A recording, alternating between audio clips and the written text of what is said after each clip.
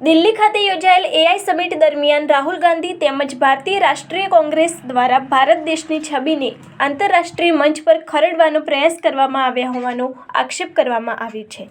આ નિવેદનને લઈને રાજકીય વાતાવરણ ગરમાયું છે। આ મુદ્દે ભારતીય જનતા પાર્ટી અરવલ્લી જિલ્લા મહિલા મોરચા દ્વારા તીવ્ર વિરોધ નોંધાવતા પ્રદર્શનનું આયોજન કરવામાં આવ્યું હતું। જિલ્લા મહિલા મોરચા પ્રમુખ શ્રીમતી નીતાબેન પંડ્યાના અધ્યક્ષ સ્થાને કાર્યક્રમ ટાઉન હોલ મોડાસા ખાતે યોજાયો હતો।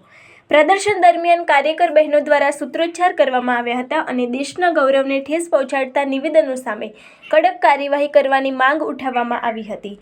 જિલ્લા સંગઠન મંત્રી સુનીતાબેન, મહામંત્રી જવંતિકાબેન સહિત જિલ્લાના તમામ હોદ્દેદાર બહેનો મોટી સંખ્યામાં ઉપસ્થિત રહી હતી।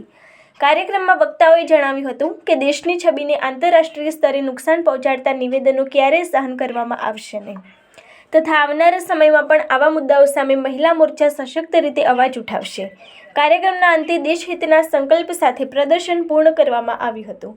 આ અંગેની વધુ માહિતી માટે જોતા રહો ભારત ટાઈમ્સ ન્યૂઝ। આજ રોજ અરવલ્લી જિલ્લા મહિલા મોરચા દ્વારા એઆઈ સમિટમાં જે રાહુલ ગાંધીના યુથ કોંગ્રેસ દ્વારા અર્ધનગ્ન હાલતમાં જે વિરોધ કરવામાં આવે છે તેના પ્રદર્શનના ભાગરૂપે આજે મહિલા મોરચા દ્વારા ધરણા તેમજ દેખાવ પ્રદર્શન કરવામાં આવ્યું હતું અને કોંગ્રેસ જે વિરોધી માનસિકતા ધરાવતી જે કોંગ્રેસ છે એના હાય હાયના નારા લગાવી દરેક બહેનોએ આ અર્ધનગ્ન હાલતમાં જે લોકોએ વિરોધ કર્યો છે એને સખત શબ્દોમાં વખોડી કાઢે છે। હાય રે કોંગ્રેસ, હાય હાય।